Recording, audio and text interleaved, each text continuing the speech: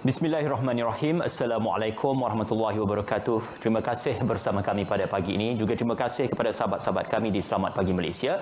Alhamdulillah, pada pagi ini kita memberikan gambaran dan juga kita memberikan ruangan untuk siaran secara langsung bagi mesyuarat khas penggal keempat Parlimen ke-14 yang dibawakan secara langsung. Sudah pastinya anda sedang menonton kami di siaran secara langsung di TV1. Juga secara dalam talian anda boleh menonton kami di rtmparlimen.rtm.gov.my, rtmclick.rtm.gov.my/rtmparlimen, dan juga anda boleh menggunakan RTM Mobile, muat turun aplikasi di Play Store dan juga App Store. Alhamdulillah, hari ini sudah pastinya aturan dan juga tujuan mesyuarat ini memberikan tafsiran dan juga terjemahan bagaimana isu banjir itu ditangani dan juga diterjemahkan, khususnya aspirasi dan juga apakah antara gerak kerja yang akan dilakukan oleh pimpinan Yang Amat Berhormat Datuk Seri Ismail Sabri Yaakob, pimpinan kerajaan terkini dalam menangani isu banjir yang melanda negara pada bulan Disember 2021. Untuk kita memberikan gambaran secara permulaannya, kronologi kes yang sedang berlaku ataupun kronologi peristiwa yang berlaku ini merupakan antara salah satu daripada ruangan yang dinanti-nantikan khususnya untuk keseluruhan ahli-ahli parlimen untuk membincangkan berkenaan tentang isu-isu banjir yang melanda negara. Apabila kerajaan menganggarkan kerugian awal akibat banjir di 50 daerah di seluruh negara pada Disember lalu mencecah sehingga 6.5 bilion ringgit, itu seperti yang diungkapkan oleh Yang Berhormat Menteri di Jabatan Perdana Menteri Yang Berhormat Datuk Seri Mustafa Mohamed.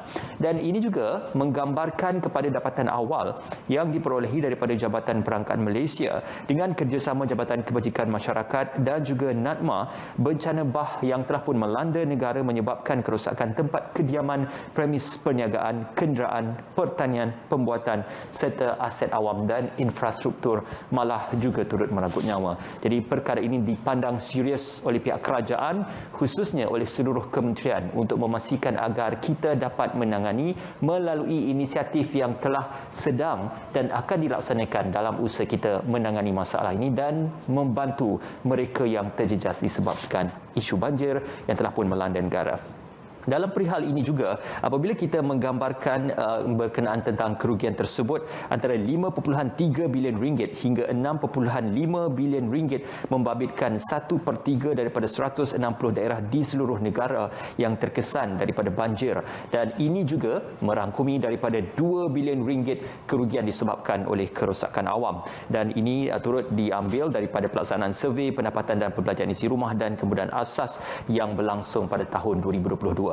Gambaran awal di Dewan Rakyat pada ketika ini, kita masih lagi menantikan ketibaan ahli-ahli parlimen, khususnya kepada figura-figura penting untuk pelaksanaan mesyuarat khas parlimen ataupun penggal yang keempat Parlimen ke-14 pada hari ini, yang mana untuk aturan mesyuarat pada kali ini merupakan aturan yang bersangkutan dan juga merujuk kepada aturan dan juga peraturan 11/3 peraturan mesyuarat Dewan Rakyat, yang mana kita akan menyaksikan penerangan daripada menteri-menteri. Yang Amat Berhormat Perdana Menteri akan memberikan penerangan berkenaan situasi bencana banjir pada penghujung tahun 2021, dan diteruskan juga dengan Menteri di Jabatan Perdana Menteri tugas-tugas khas akan memberikan penerangan oleh Yang Berhormat Menteri berkenaan pengurusan bencana banjir, seterusnya disusuli dengan Yang Berhormat Menteri Keuangan dan juga Yang Berhormat Menteri Alam Sekitar dan Air untuk perancangan jangka panjang berkenaan bencana banjir. Dan untuk pelaksanaan itu diikuti juga dengan penjelasan dan memberikan pandangan diakhiri dengan Yang Berhormat Menteri menjawab isu-isu yang dibangkitkan. Kita akan terus saja memberikan laluan kepada Dewan untuk kita menyaksikan dan juga meneruskan atur cara bagi mesyuarat khas penggal keempat Parlimen ke-14.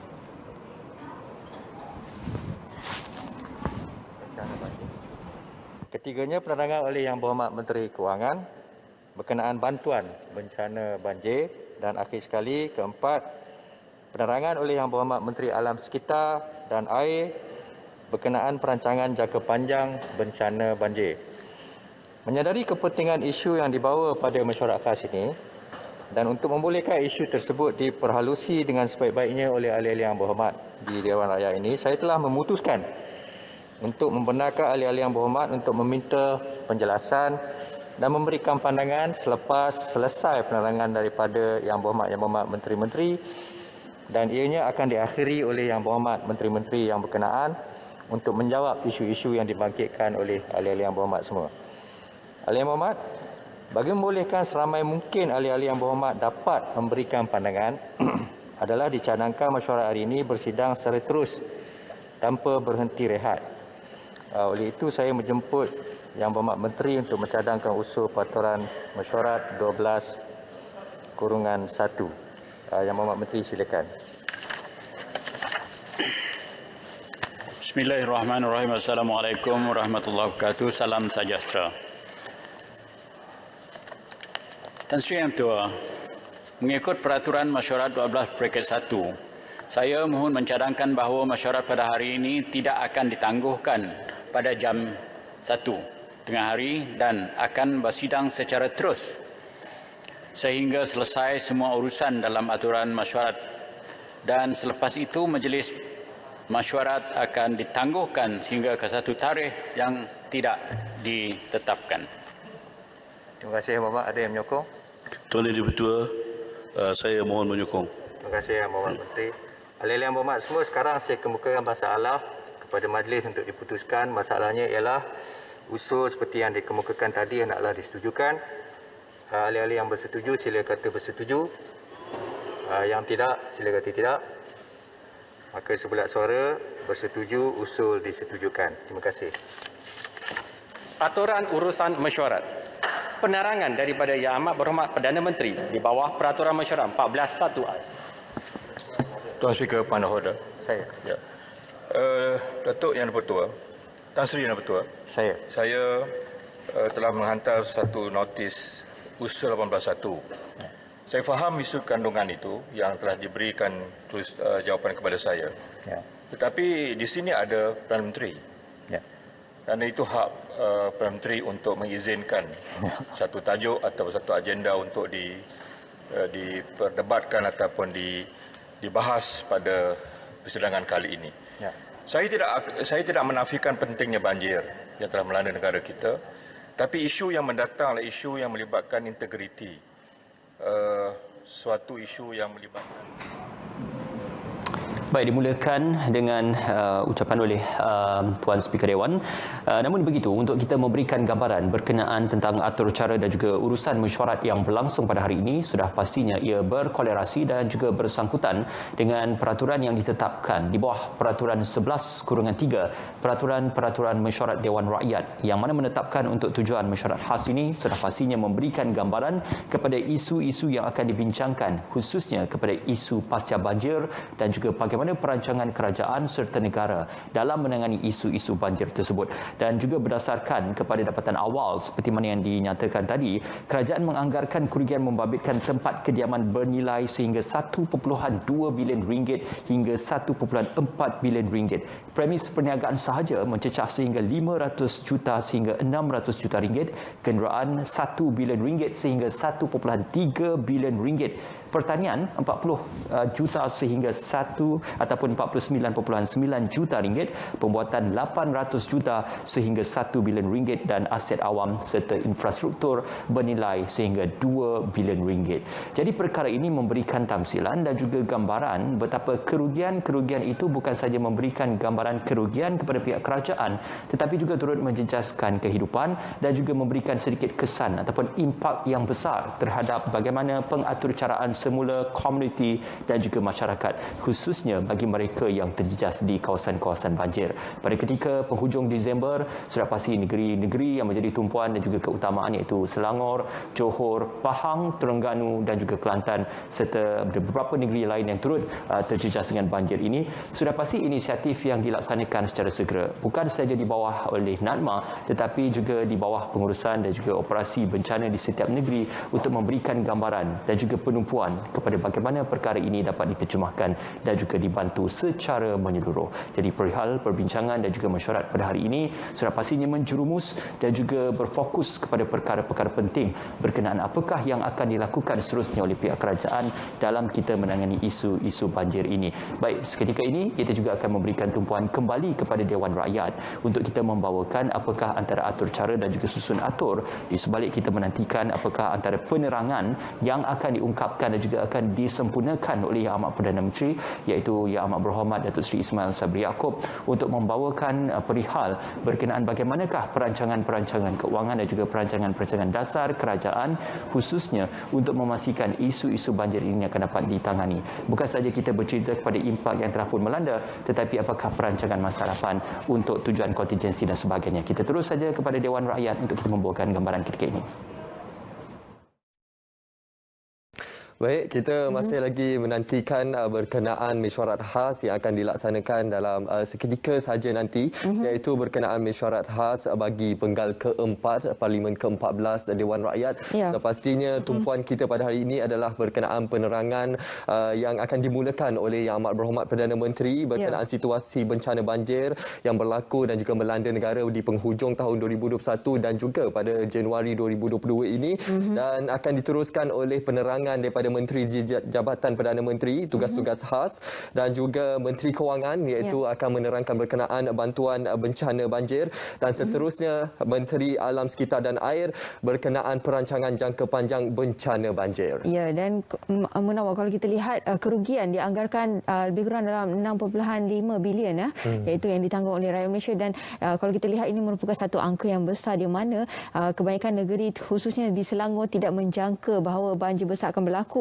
Dan kalau kita lihat banyak antara perabot kerugiannya seperti pinggan mangkuk, perabot, kerusi meja, kenderaan dan sebagainya, total loss. Jadi ini merupakan satu kerugian yang cukup besar buat rakyat Malaysia semua, khususnya keluarga Malaysia, dan ramai sukarelawan yang telah pun turun padang untuk membantu mereka dari segi fizikalnya, iaitu dari segi mungkin pembersihan rumah, ada juga yang membelikan barang-barang keperluan, antaranya seperti keperluan wanita kan, dan juga minyak angin, baju, pakaian, makanan dan pelbagai bantuan yang telah pun disalurkan. Namun begitu perlunya ada bantuan-bantuan khas seperti antara yang kerajaan berikan kepada kita, iaitu berkaitan dengan bantuan di portal bantuan banjir, dan juga iaitu berkenaan dengan wang ihsan dan juga potongan-potongan harga barangan dan sebagainya.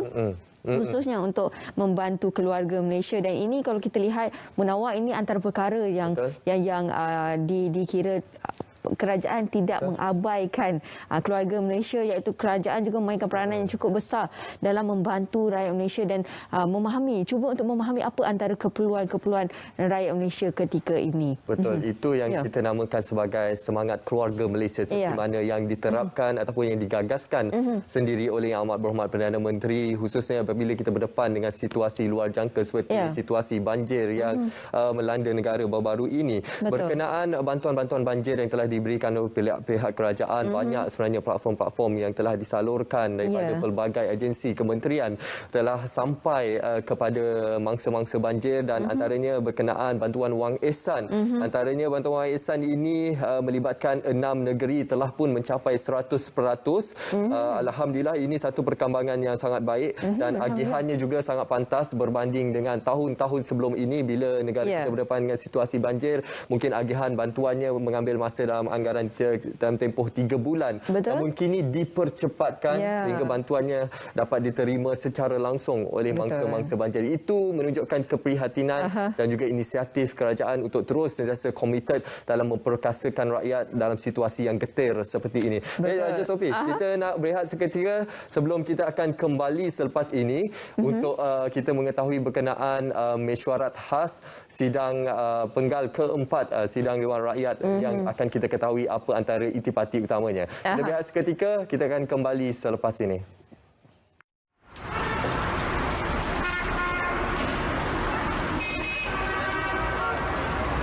Sudahkah kita bersedia untuk hidup bersama virus COVID-19?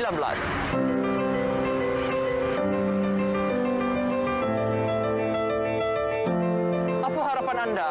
Bersediakah kita ke fasa endemik?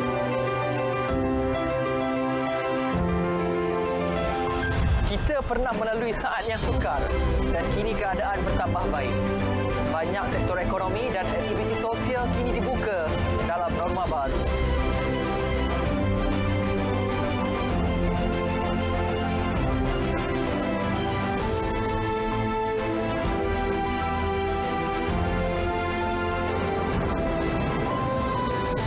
Kita masih hidup dengan COVID-19.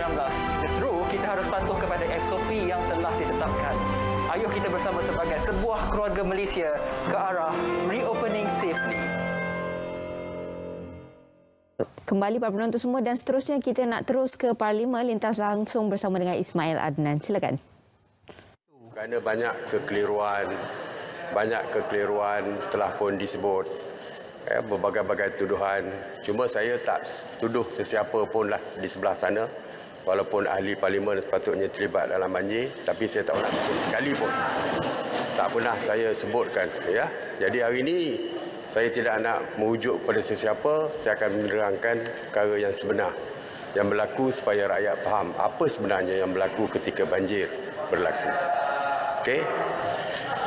Tan Sri Yang Dipertua, kerajaan menzahirkan perasaan duka cita terhadap bencana alam yang telah melanda negara bermula penghujung tahun 2021 disebabkan oleh taburan hujan yang luar biasa. Bencana banjir dan tanah runtuh telah berlaku di beberapa buah negeri iaitu Selangor, Pahang, Negeri Sembilan, Johor, Kelantan dan juga Sabah dan beberapa buah negeri yang lain. Untuk makluman ahli-ahli yang berhormat, pada 1 November 2021, Jabatan Meteorologi Malaysia ataupun MET Malaysia telah mengumumkan bahawa monsun Timur Laut atau MTL di Malaysia akan bermula pada 3 November 2021 hingga Mac 2022. MET Malaysia menjangkakan sebanyak 4 hingga 6 episod hujan lebat berterusan akan berlaku dalam tempoh tersebut. Sehingga 11 Januari 2022, sebanyak 4 episod hujan lebat berterusan telah berlaku. Yang pertama 10 November 2021, episod 1. Negeri-negeri yang terlibat banjir adalah Kelantan, Negeri Sembilan, Selangor, Kedah, Perlis, Johor, Melaka dan Perak.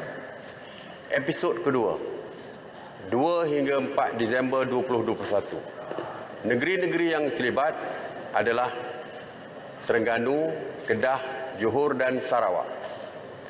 Episod ketiga, 12 hingga 19 Disember 2021. Negeri yang terlibat banjir adalah Terengganu, Kelantan, Pahang, Selangor, Sabah, Kedah, Perak, Melaka, Negeri Sembilan dan wilayah Persekutuan Kuala Lumpur. Episod keempat pada 27 Disember 2021 hingga 4 Januari 2022. Negeri-negeri yang terlibat adalah Johor, Melaka, Negeri Sembilan, Pahang, Perak, Selangor, Terengganu dan Sabah. Tan Sri Yang Dipertua, di kesempatan ini saya ingin menjelaskan sekali lagi bahawa persediaan menghadapi monsun Timur Laut 2021-2022 adalah berdasarkan arahan Majlis Keselamatan Negara MKN nombor 20. Berdasarkan arahan ini, Agensi Pengurusan Bencana Negara ataupun NADMA selaku Sekretariat Jawatankuasa Pengurusan Bencana Pusat ataupun JPPB pada setiap tahun akan merancang persediaan menghadapi musim monsun Timur Laut.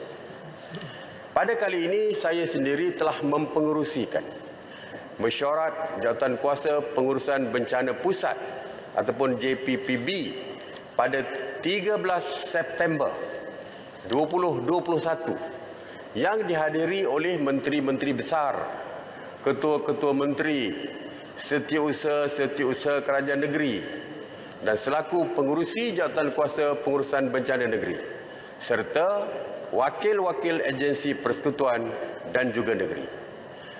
Agenda utama mesyuarat ini adalah pembentangan mengenai kesiapsiagaan bagi menghadapi monsun Timur Laut 2021-2022. Mesyuarat juga bersetuju supaya peruntukan sebanyak 9.5 juta daripada tabung kumpulan wang amanah bantuan bencana negara ataupun KWABBN disediakan bagi kesiapsiagaan operasi monsun Timur Laut 2021-2022 dengan agihan pecahan seperti berikut. Yang pertama, 100,000 diagihkan kepada setiap agensi tindak balas iaitu ATM, PDRM, JBPM, KKM, JKM, APM dan rela. Yang kedua, 20,000 bagi setiap Sekretariat Jawatankuasa Pengurusan Bencana Negeri di 14 buah negeri. Dan ketiga, RM50,000 bagi setiap Jawatankuasa Pengurusan Bencana Daerah. Lanjutan daripada mesyuarat ini, pada 5 Oktober 2021, NADMA telah mengaturkan sesi libat urus Yang Berhormat Menteri di Jabatan Perdana Menteri, tugas-tugas khas selaku menteri yang bertanggungjawab terhadap pengurusan bencana negara bersama semua setiausaha kerajaan negeri selaku pengurusi Jawatankuasa Pengurusan Bencana Negeri. Sesi ini menekankan kepada keperluan kesiapsiagaan semua jentera pengurusan bencana di setiap peringkat untuk menghadapi monsun Timur Laut 2021-2022. Inilah peranan yang telah dilaksanakan oleh Kerajaan Persekutuan sebagai mengingatkan kerajaan negeri untuk bersiap sedia menghadapi sebarang kemungkinan. Selain daripada itu, NADMA juga telah mengambil tindakan-tindakan seperti berikut. Yang pertama, menyelaras dan mengadakan latihan amal serta simulasi pengurusan bencana yang melibatkan agensi-agensi tindak balas, kerajaan negeri, pejabat-pejabat daerah dan badan-badan bukan kerajaan ataupun NGO. Yang kedua, mengeluarkan arahan pengaktifan Pusat Kawalan Operasi Bencana PKOB Negeri dan Daerah pada 2 November 2021 kepada semua pengurusi Jawatankuasa Pengurusan Bencana Negeri iaitu setiausaha kerajaan negeri sejurus selepas pengumuman MET Malaysia pada 1 November 2021 bahawa permulaan monsun Timur Laut dari 3 November 2021 sehingga bulan Mac 2022 bagi memastikan penyelarasan tindak balas operasi bencana di setiap peringkat berjalan lancar. Yang kedua, mengeluarkan notis kesiapsiagaan melalui Pusat Kawalan Bencana Negara NDCC kepada semua agensi tindak balas dari masa ke semasa berdasarkan amaran terkini yang dikeluarkan oleh MET Malaysia dan Jabatan Pengairan dan Saliran ataupun JPS. Dan keempat, hebahan amaran banjir melalui media massa dan khidmat pesanan ringkas SMS. Tan Sri Yang di-Pertua, sebagaimana ahli-ahli yang berhormat sedia maklum, MET Malaysia telah pun mengeluarkan amaran hujan berterusan bagi kategori merah iaitu kategori bahaya pada Sabtu 18 Disember 2021 susulan hujan lebat berterusan di kebanyakan wilayah di semenanjung Malaysia. Angin monsun Timur Laut yang sepatutnya bertiup ke Laut Andaman telah melalui Selat Melaka ekoran sistem tekanan rendah di perairan tersebut. Keadaan ini telah mencetuskan hujan lebat yang luar biasa, terutamanya di negeri Selangor. MET Malaysia telah mengeluarkan sebanyak 6 kali amaran cuaca signifikan yang boleh mengakibatkan hujan lebat. Namun, amaran cuaca ini tidak diendahkan oleh sesetengah pihak yang terlibat secara langsung dalam pengurusan bencana kerana andaian iaitu hanya negeri-negeri di pantai timur semenanjung Malaysia yang akan terjejas akibat banjir yang dibawa oleh hujan lebat berterusan akibat luruan monsun. Persediaan bagi menghadapi musim tengkujuh juga telah banyak tertumpu kepada negeri-negeri di pantai timur dan banjir luar biasa di Selangor yang berlaku adalah di luar jangkaan banyak pihak. Banjir di negeri Selangor bermula pada hari 18 Disember 2021 telah berlaku akibat daripada jumlah purata taburan hujan luar biasa iaitu 380 ml pada hari tersebut yang menyamai jumlah purata taburan hujan bagi tempoh sebulan.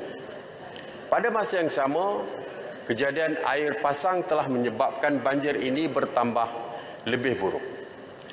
Berikutan keadaan banjir luar biasa yang tidak disangka ini, situasi kelang kabut telah berlaku pada hari pertama pengurusan banjir di Selangor, telah mengakibatkan pasukan penyelamat menghadapi kesukaran untuk menjalankan operasi kerana berlakunya kompleksiti banjir bandar, urban flooding. Malah, pengurusan banjir di Selangor masih tidak menunjukkan perubahan yang ketara pada hari kedua dan ketiga, sehingga menyebabkan ketidakpuashatian mangsa-mangsa berikutan kelewatan operasi menyelamat dan penghantaran bantuan. Menyedari situasi banjir yang kritikal, yang semakin kritikal di Selangor, pada malam Sabtu 18 Disember 2021, iaitu pada malam hari pertama banjir berlaku, saya telah bergegas ke Pusat Kawalan Bencana Negara NDCC bagi mendapatkan maklumat dan mengetahui situasi sebenar di lapangan melalui penerangan oleh Ketua Pengarah NADMA.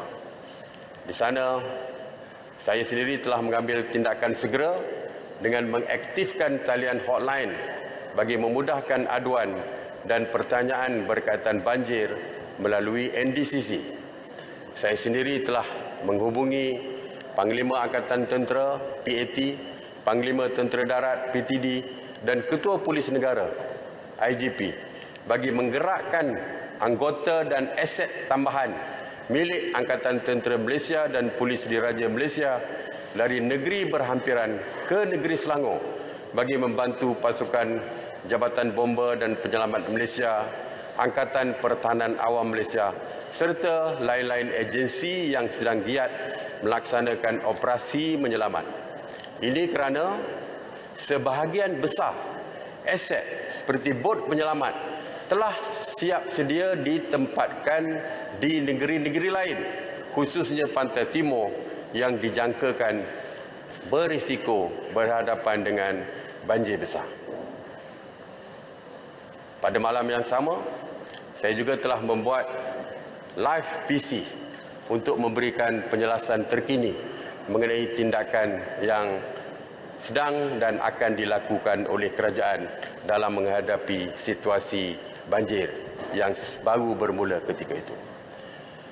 Susulan daripada komunikasi tersebut, PAT telah mengarahkan Panglima 11 Brigade untuk serta-merta mengatur gerak anggota dan aset tambahan ke kawasan yang terjejas.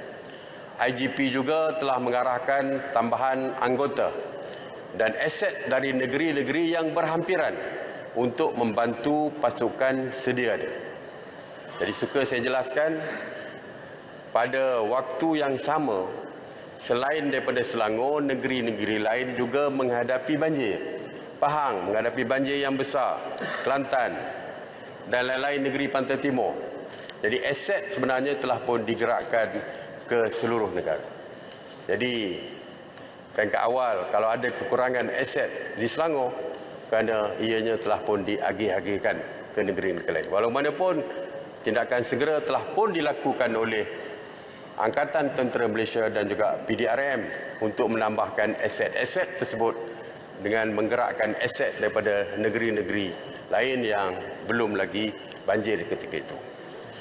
Sejurus selesai di NDCC, saya telah melakukan tinjauan situasi dan juga proses pemindahan banjir di Kampung Bukit Lancung, Putra Heights sehingga lewat pagi. Jadi kalau kata saya tiada, tak nampak muka waktu banjir, hari pertama pun malam tu saya dah keluar berada di lapangan. Cuma saya tak tahulah rakan-rakan lain. Saya tak tahu, mungkinlah saya tak nampak rakan-rakan lain pun, ahli parlimen, adun dan sebagainya bekerja waktu malam tu. Kami bekerja turun padang. Salam hilang. Ya, Perdana Menteri gagal menggerak.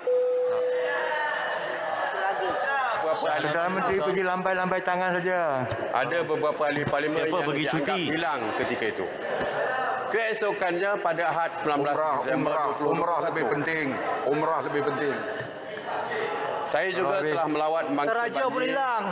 yang ditempatkan di Pusat Pembinaan Sementara PPS Sekolah Kebangsaan Teluk Gong, Kelang dan PPS Sekolah Kebangsaan Johansia.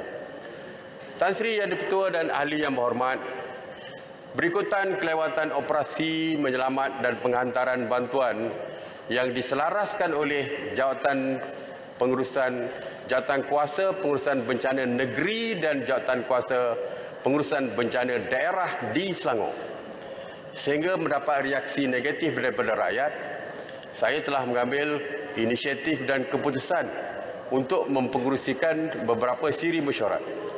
Yang pertama, mesyuarat khas pada 19 Disember 2021 di Pejabat Daerah dan Tanah Kelang yang dihadiri oleh Yang Amat Berhormat Menteri Besar Selangor dan Yang Berhormat Setiausaha Kerajaan Negeri Selangor, pengurusi JPBN, bagi mendapatkan penerangan situasi semasa dan isu yang memerlukan tindakan segera, yang juga dihadiri oleh Panglima Angkatan Tentera, Ketua Polis Negara yang ketika itu dimaklumkan tentang kekurangan yang ada di Selangor dan tindakan segera telah pun dilakukan ketika itu.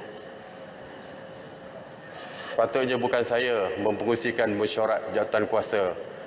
Tak bersedia langsung kerajaan Selangor. Pengurusan bencana banjir Selangor. Patut bukan saya.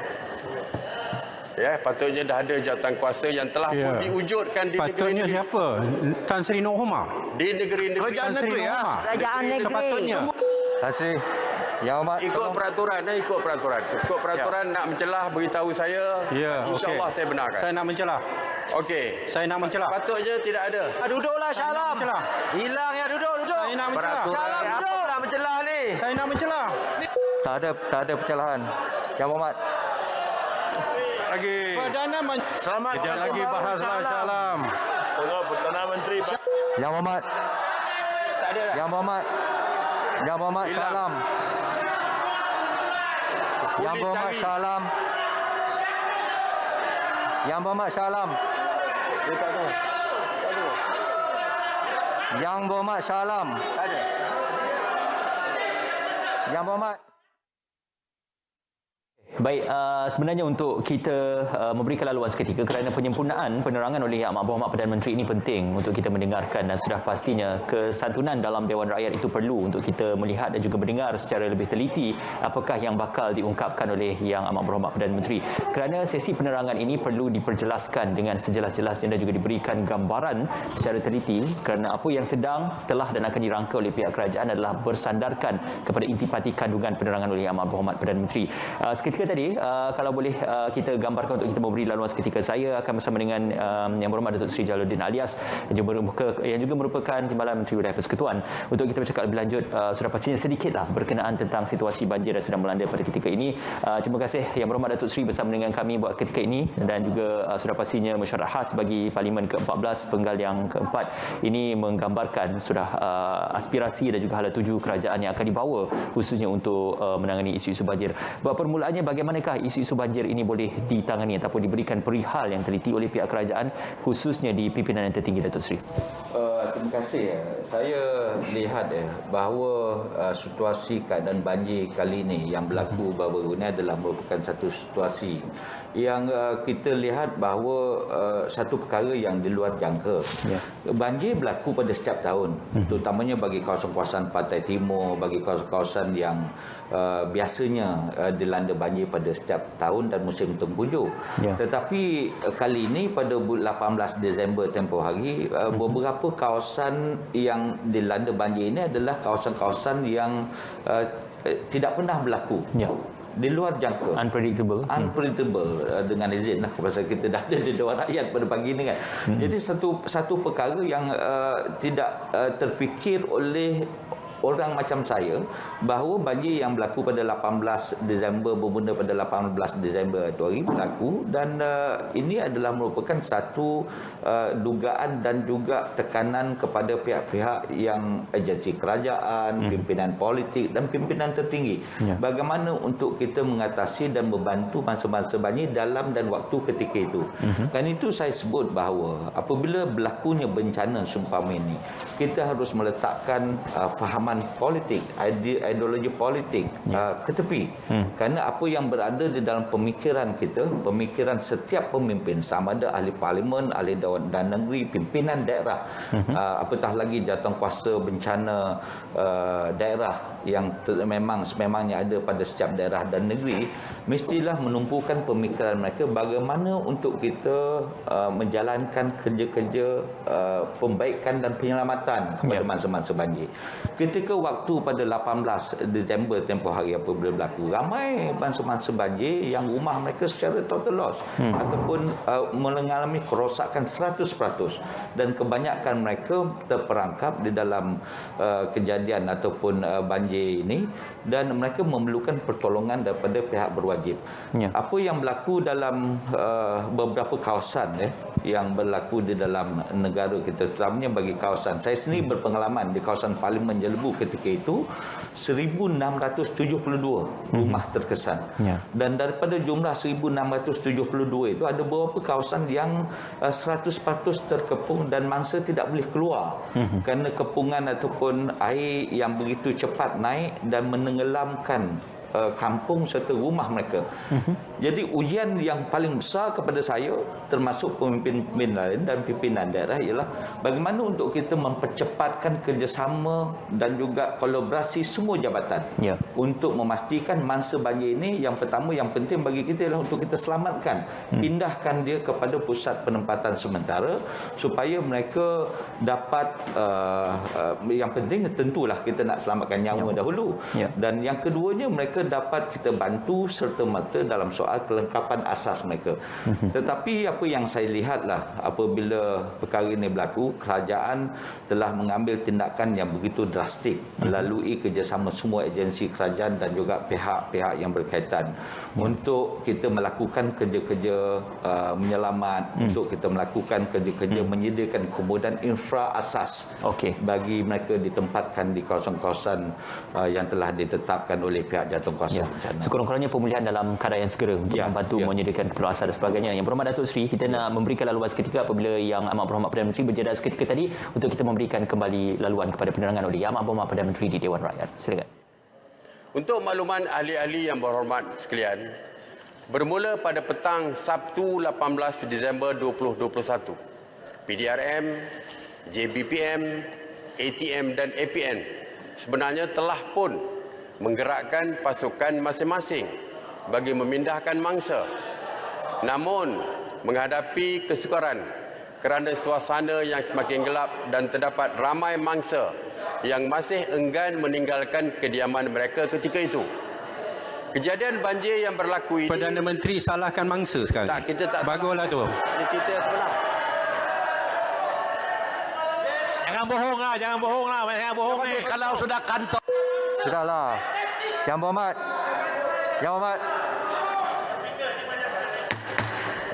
Saya bagi amaran pertama. Saya memaklumkan Ya, selepas ini saya akan benarkan sesiapa yang mengacau untuk keluar makan angin kat luar. Okey. Amaran pertama. Yang berhormat, silakan. Kejadian banjir yang berlaku ini melebihi kemampuan jentera tidak balas Jabatan Pengurusan Bencana Negeri Selangor. Selangor juga jarang berdepan dengan banjir luar biasa seperti kali ini. Biarpun amaran hujan berterusan telah dikeluarkan, impak taburan hujan yang tinggi ini sangat tidak diduga oleh semua pihak.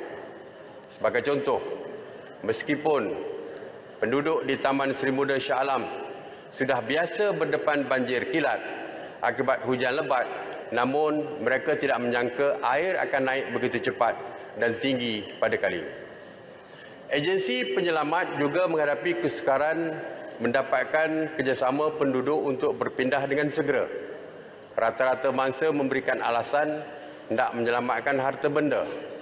Jarak PPS yang agak jauh dari rumah, bimbang rumah dimasuki pencuri, serta bimbang risiko jangkitan COVID-19 di PPS.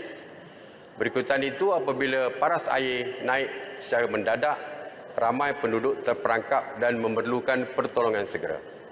Namun demikian, kerja-kerja menyelamat menjadi lebih sukar berikutan kenderaan yang terperangkap di jalan utama, sehingga menghalang kenderaan penyelamat memasuki kawasan perumahan, sehingga ada keadaan yang mana aset-aset penyelamat terpaksa dipikul ke kawasan terlibat.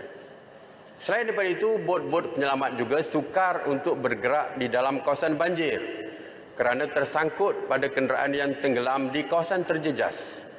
Kelewatan kerja-kerja menyelamat juga adalah disebabkan alamat rumah yang diberikan oleh pemanggil tidak dapat dikenal pasti kerana sudah ditenggelami air. Untuk makluman yang berhormat, sokongan aset dan kekuatan anggota penyelamat serta petugas dan lain-lain negeri dari lain-lain negeri pula berhadapan dengan kesukaran kerana tidak arif dengan selok-belok kawasan yang ditenggelami banjir dan memerlukan juru pandu. Selain daripada itu, sekolah dan fasiliti yang telah diwartakan sebagai PPS pula turut ditenggelami air. Justru PPS ad hoc diwujudkan seperti penggunaan surau, masjid, malahan kemah sementara juga telah didirikan dengan kadar segera bagi menempatkan mangsa-mangsa banjir yang diselamatkan. Ketiadaan bekalan elektrik dan infrastruktur komunikasi yang terputus akibat banjir menyebabkan penduduk tidak dapat menghubungi agensi penyelamat untuk bantuan. Inilah antara cabaran yang dihadapi oleh pasukan penyelamat dan petugas di lapangan dalam operasi bencana yang luar biasa ini. Tan Sri Yang di-Pertua, pada 26 Disember 2021, saya telah mengarahkan satu task force ditubuhkan bertujuan untuk menyegerakan operasi pembersihan dan penyampaian bantuan kepada mangsa-mangsa yang terjejas di samping persediaan gelombang kedua banjir. Boleh saya mencelah? Task force ini yang dipengusikan oleh berkaitan dengan usaha negara, berkaitan dengan PPS ad hoc tadi. Yang Hormat, tak ada pencerahan. Nanti bangkitkan perkara itu. Mempunyai 5 kluster utama seperti berikut. Yang pertama, kluster penyaluran bantuan wang ehsan BWI yang diterajui oleh unit penyelarasan pelaksanaan ataupun ICU JPM. Kedua, kluster komunikasi strategik yang diketuai oleh Kementerian Komunikasi dan Multimedia KKMM. Ketiga, kluster pemulihan infrastruktur yang diterajui oleh Jabatan Kerja Raya. Kluster yang keempat adalah kluster pemulihan kelestarian dan kebersihan awam yang diterajui oleh KPKT dan Kementerian Alam Sekitar dan Air ataupun KASA. Dan kelima, kluster pemulihan kesihatan awam yang diterajui oleh Kementerian Kesihatan Malaysia. Perlu saya tekankan di sini bahawa banjir di Selangor merupakan suatu kejadian yang luar biasa dan berikutan kelemahan yang telah dikenal pasti di peringkat negeri dan daerah menyebabkan saya terpaksa campur tangan. Umum mengetahui pada tempoh yang sama terdapat beberapa negeri lain yang turut dilanda banjir. Malah ada negeri yang dilanda banjir pada skala yang lebih buruk seperti negeri Pahang. Namun, disebabkan jentera pengurusan bencana di peringkat negeri dan daerah adalah teratur dan bersedia, bencana ini dapat dikendalikan dengan baik walaupun terdapat beberapa cabaran. Arahan Majlis Keselamatan Negara. Peraturan mesyuarat boleh. Arahan Majlis mengelirukan.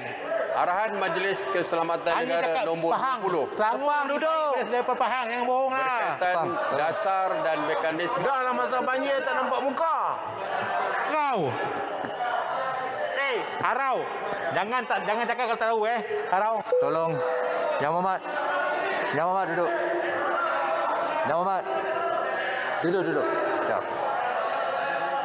Arahan Majlis Keselamatan Negara nombor 20 berkaitan dasar dan mekanisme pengurusan bencana negara dengan jelas menggariskan peranan dan tanggungjawab setiap jawatankuasa pengurusan bencana. Pahang lagi hebat mereka. Pasal banjir balak, Speaker. Dari segi perintah Pahang dan kawalan, lagi hebat. Dikendalikan dengan baik pasal banjir balak. Balak datang ke rumah. Muhammad, tolong. Duduk. Dikendalikan oleh balak. Dikendalikan oleh ketua polis daerah dan pejabat bomba daerah masing-masing bertindak sebagai komander dan timbalan komander operasi bencana, manakala PKOB perlu dibuka oleh urusia jawatankuasa pengurusan bencana di peringkat yang berkaitan. Pengurusi JPPD bersama-sama dengan komander operasi bencana bertanggungjawab membuat penilaian mengenai bencana yang berlaku dan keupayaan agensi-agensi di peringkat daerah dalam mengendalikan bencana tersebut. Setelah penilaian dibuat dan tindakan awalan diambil, tetapi didapati bahawa kejadian bencana tersebut tidak dapat ditangani di peringkat daerah, JPBD hendaklah memaklumkan kepada JPBN dan seterusnya JPBP untuk mendapatkan bantuan segera. Tuan Yang Dipertua, sejak monsun timur laut 2021-2022 bermula, PKOB pusat telah diaktifkan. Mulai 18 Disember 2021 sehingga hari ini, PKOB pusat beroperasi 24 jam sehari dengan kehadiran wakil-wakil agensi secara full manning. Selain itu, tindakan-tindakan yang telah diselaraskan PKOB pusat antara lain mengadakan mesyuarat penyelarasan secara harian melibatkan semua PKOB negeri, agensi-agensi penyelamat dan teknikal. Maklumat dan data harian daripada mesyuarat ini dijadikan panduan kepada bilik gerakan PKOB pusat ataupun NDCC untuk penyelarasan segera semua agensi serta PKOB negeri dan daerah. Jabatan Kebajikan Masyarakat juga telah mengambil tindakan segera bagi penyediaan makanan dan keperluan mangsa-mangsa yang berpindah ke PPS yang diwartakan mahupun dibuka secara ad hoc. Di samping itu, NADMA telah mengatur gerak pasukan mencari dan penyelamat khas Malaysia ataupun SMART dalam membantu operasi tindak balas bencana di lapangan. Pasukan pemantauan iaitu NADMA Emergency Support Team ataupun NES turut diatur gerak ke lapangan untuk membantu tindakan strategik dan memudah cara pengurusan di negeri-negeri dan daerah ketika bencana. JKR, Jabatan Kerja Raya, dari masa ke semasa melaporkan maklumat penutupan jalan serta peta atau pelan laluan alternatif. Bagi situasi jambatan runtuh, JKR bersama pihak Angkatan Tentera Malaysia dan NADMA melaksanakan kerja-kerja pembaikan segera bagi kawasan yang terputus hubungan melalui pemasangan jambatan beli.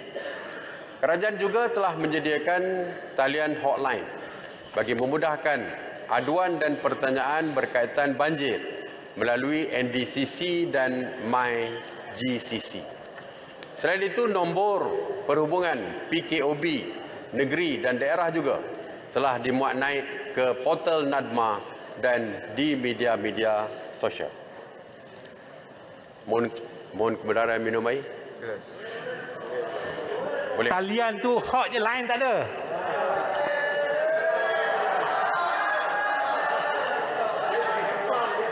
Sepang pun tak turun. Tak kau. Ha. Kalau tak tahu jangan. Sepang.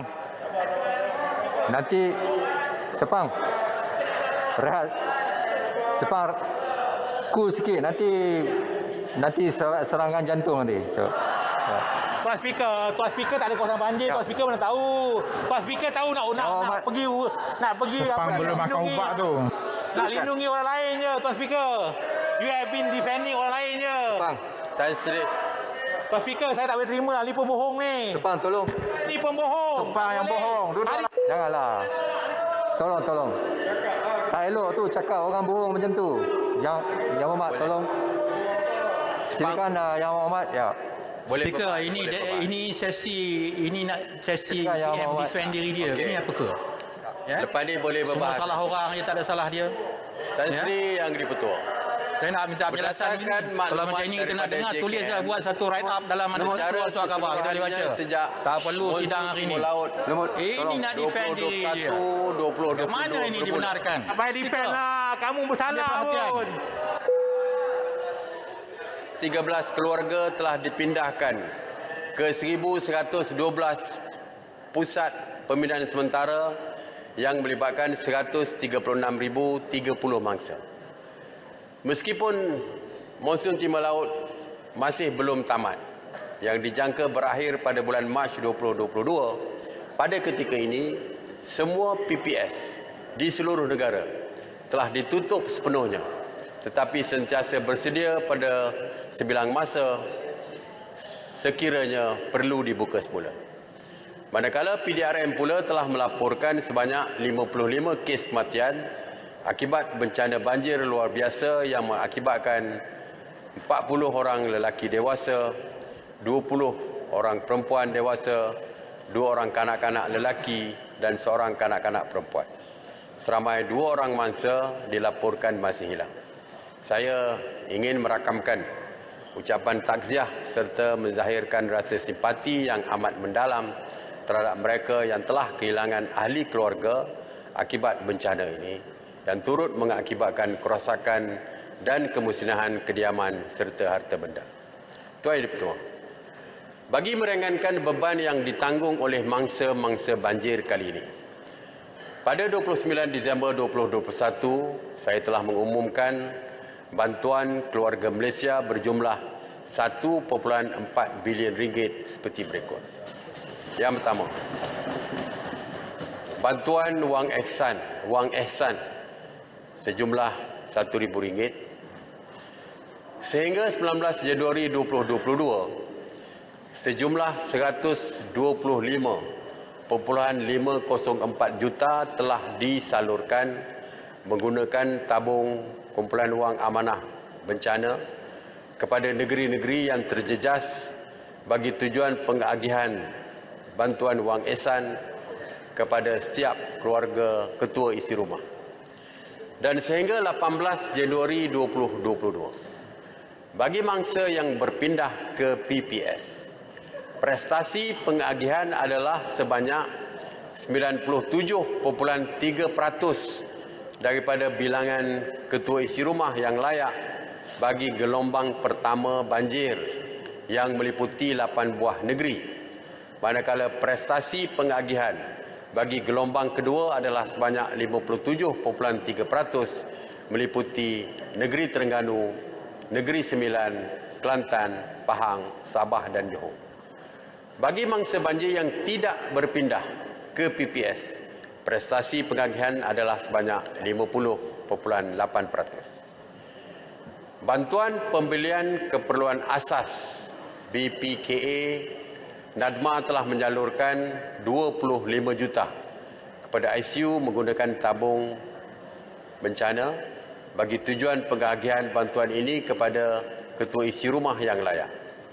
Bantuan ini telah mula diberikan sejak 8 Januari 2022. Peruntukan tambahan diberikan dari masa ke semasa berdasarkan keperluan semasa. Bantuan membina dan membaiki rumah. Kategori 1, bantuan pembaikan ini berjumlah kurang RM5,000 menggunakan tabung kumpulan wang amanah bantuan bencana yang diberikan secara tunai kepada ketua isi rumah yang layak. Ia diselaraskan oleh ICU dengan kerjasama agensi-agensi teknikal dan kerajaan negeri. Kategori kedua, bantuan pembaikan ini berjumlah antara RM5,000 hingga RM15,000. Kategori bandar dilaksanakan oleh Kementerian Perumahan dan Kerajaan Tempatan, manakala kategori luar bandar dilaksanakan oleh Kementerian Pembangunan Luar Bandar. Dan C, kategori ketiga, bantuan pembangunan rumah baru akibat kemusnahan keseluruhan yang berjumlah RM56,000 untuk seunit. Kategori bandar dilaksanakan oleh KPKT, manakala kategori luar bandar dilaksanakan oleh KPLB. Yang keempat, voucher, diskaun pembelian alat elektrik dan rebate bil elektrik bulan Disember 2021. Bantuan berjumlah RM500 bagi setiap ketua isi rumah yang layak. Yang kelima, GLIC serta GLC Disaster Recovery Network ataupun GDRN, sumbangan sebanyak RM139.2 juta bagi membantu menyediakan keperluan asas kepada ketua isi rumah yang terkesan. Yang ke-6, pinjaman mikro BSN, Bank Simpanan Nasional untuk isi rumah, pinjaman tanpa faedah sehingga RM10,000 dengan 6 bulan moratorium bayaran balik dalam tempoh 3 tahun. Ini saya difahamkan adalah tiada interest pun dikenakan. Menteri Kewangan, tiada interest. Yang keempat, pinjaman tekun untuk perusahaan mikro, kecil dan sederhana. Pinjaman maksimum RM100,000. Pinjaman juga adalah tanpa faedah bagi perusahaan mikro sehingga RM1,000 dan moratorium selama setahun. Kemudian pinjaman bantuan bencana untuk PMKS disediakan oleh Bank Rakyat Malaysia dan pinjaman maksimum RM500,000. Moratorium pinjaman mangsa banjir, permohonan moratorium sehingga 6 bulan bagi pinjaman sedia ada. Tan Sri Yang Ketua, untuk makluman ahli-ahli yang berhormat sekalian, jumlah RM1.4 bilion ini adalah bantuan secara terus oleh kerajaan kepada mangsa banjir yang terkesan. Selain daripada jumlah ini, kerajaan juga telah menyediakan peruntukan bagi pembaikan infrastruktur, kerosakan dan sebagainya yang jauh melebihi nilai tersebut. Pihak kerajaan sedang membuat penilaian bagi semua kerja-kerja yang dimaksudkan ini. Sehingga 18 Januari 2022, secara keseluruhan, sebanyak 99.67% telah siap dilaksanakan bagi kerja-kerja pembersihan fasa 1 yang melibatkan 6 buah negeri, iaitu Johor, Pahang, Selangor, Melaka, Negeri Sembilan termasuk wilayah Persekutuan Kuala Lumpur. Manakala 100% bagi fasa 2 yang melibatkan 2 buah negeri, iaitu Negeri Sembilan dan Melaka, telah dibersihkan. Jumlah sisa terkumpul yang dibersihkan bagi fasa 1 dan 2 adalah sebanyak 85,516 tan. Sehingga 11 Januari 2022, semua kawasan yang terjejas bekalan elektrik telah disambung semula. Sehingga 19 Januari 2022, sebanyak 1,058 dari 1,066 infrastruktur komunikasi atau 99% daripada jumlah keseluruhan lokasi infrastruktur komunikasi telah diperbaiki. Dalam pada itu, terdapat kerosakan infrastruktur awam, premis kerajaan, kerugian perniagaan, kediaman rakyat dan lain-lain kerosakan sedang dinilai oleh agensi berkaitan. Setakat ini sebanyak 2,180 unit pencawang elektrik, 1,066 unit menara komunikasi, 5 lokasi jambatan runtuh, rosak dan 61 lokasi jalan telah mengalami kerosakan. Tuan Yang Dipertua, Tan Sri Yang Dipertua, berdasarkan situasi pengurusan bencana yang telah berlaku, kerajaan telah mengenal pasti 3 cabaran utama yang perlu diberi perhatian untuk diperbaiki dan ditambah baik dengan segera, iaitu pemahaman terhadap arahan MKN nombor 20, dan saya berpandangan bahawa masih terdapat kelemahan dari segi pemahaman dalam kalangan agensi-agensi berkaitan di peringkat pusat, negeri dan daerah serta badan berkanun, pihak swasta dan badan-badan bukan kerajaan berkaitan tanggungjawab mereka di bawah arahan MKN nombor 20 di peringkat sebelum, semasa dan selepas bencana. Yang kedua, kelemahan perintah dan kawalan. Ketiadaan NADMA di negeri dan daerah menyukarkan koordinasi secara terus dengan agensi-agensi di lapangan.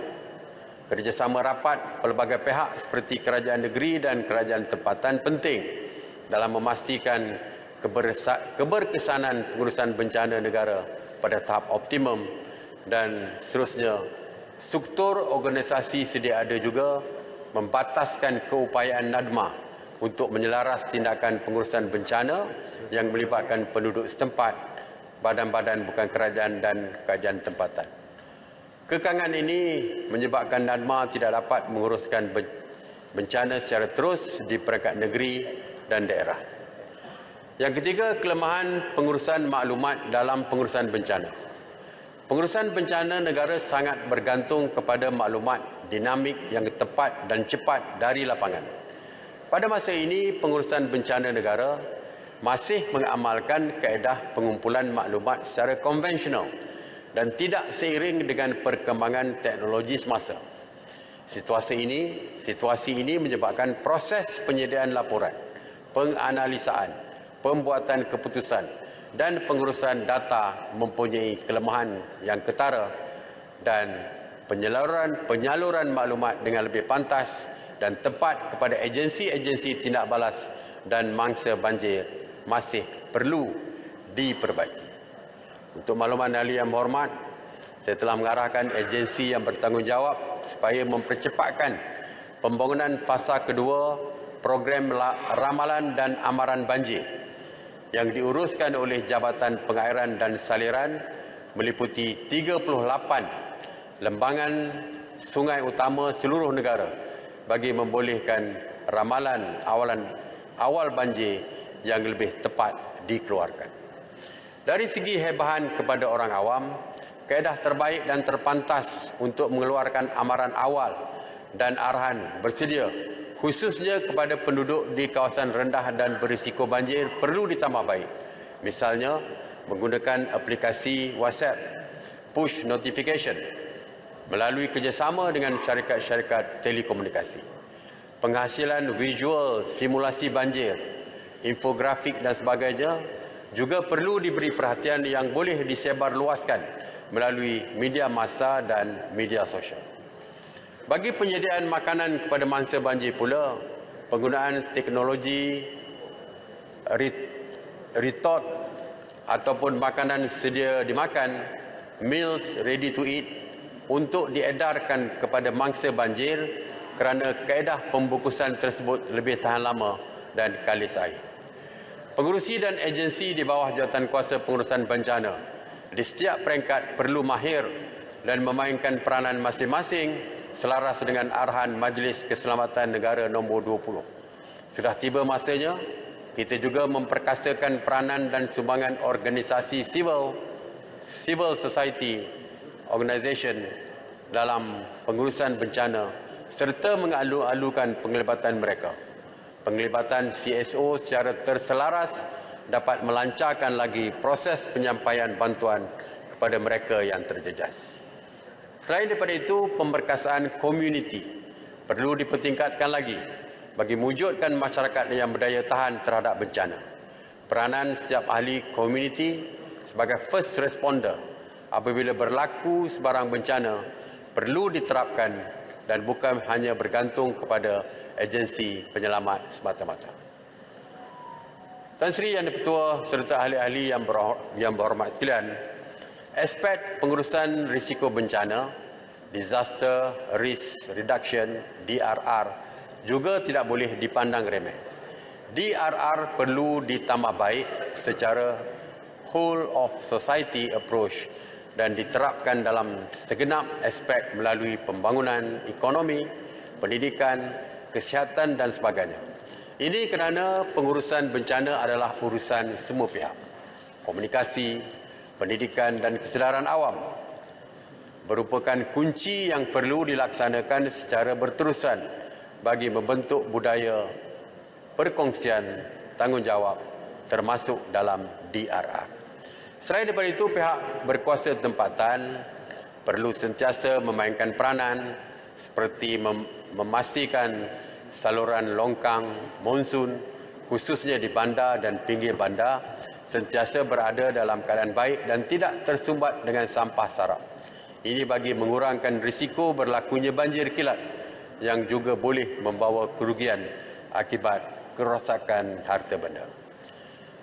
Saya melihat bencana bukan saja daripada aspek kerosakan yang dibawa, tetapi juga daripada sudut positif di mana ianya adalah peluang untuk kita belajar, mengambil pengajaran serta iktibar agar kita lebih bersedia dan berdaya tahan terhadap bencana pada masa hadapan.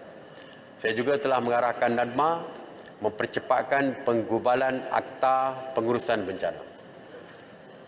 Tan Sri Yang Di-Pertua dan ahli yang berhormat, sebelum mengakhiri ucapan saya, pembentangan saya ini, saya ingin memaklumkan juga bahawa bagi butiran terperinci mengenai pengurusan bencana akan diterangkan oleh Yang Berhormat Menteri di Jabatan Perdana Menteri Tugas-Tugas Khas, Yang Berhormat Menteri Kewangan akan memberikan butiran jelas mengenai bantuan kewangan yang disediakan oleh kerajaan. Dan akhir sekali, Yang Berhormat Menteri Alam Sekitar dan Air ataupun KASA akan memberikan penerangan mengenai pelan jangka pendek dan jangka panjang yang telah dirancang. Akhir sekali, saya tekankan bahawa pengurusan bencana adalah tanggungjawab kita bersama dari peringkat komuniti hinggalah kerajaan persekutuan. Saya ingin mengucapkan jutaan terima kasih kepada semua pihak yang memainkan peranan penting dalam menghulurkan bantuan, bukan saja dari segi kewangan dan material, malahan bantuan sokongan psikososial yang sangat diperlukan untuk mangsa banjir, untuk bangkit semula dan meneruskan kehidupan. Saya amat terharu melihat semangat keluarga Malaysia yang telah disemai bersama di waktu-waktu sukar ketika ini.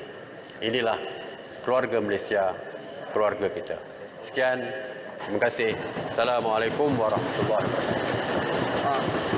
Terima kasih Yang Amat Berhormat Perdana Menteri di atas penerangan Yang Amat Berhormat.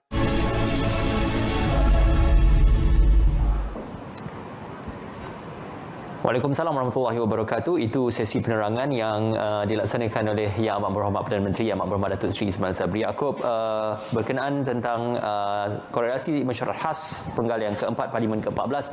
Yang Berhormat Datuk Seri, kita kembali menyambung sedikit perbincangan kita. Rangkuman daripada apa yang dinyatakan dan juga diterangkan oleh Yang Amat Berhormat Perdana Menteri tadi sudah pastinya serba sedikit gist ataupun elemen-elemen penting bantuan-bantuan yang telah pun sedang dan telah disalurkan oleh pihak kerajaan.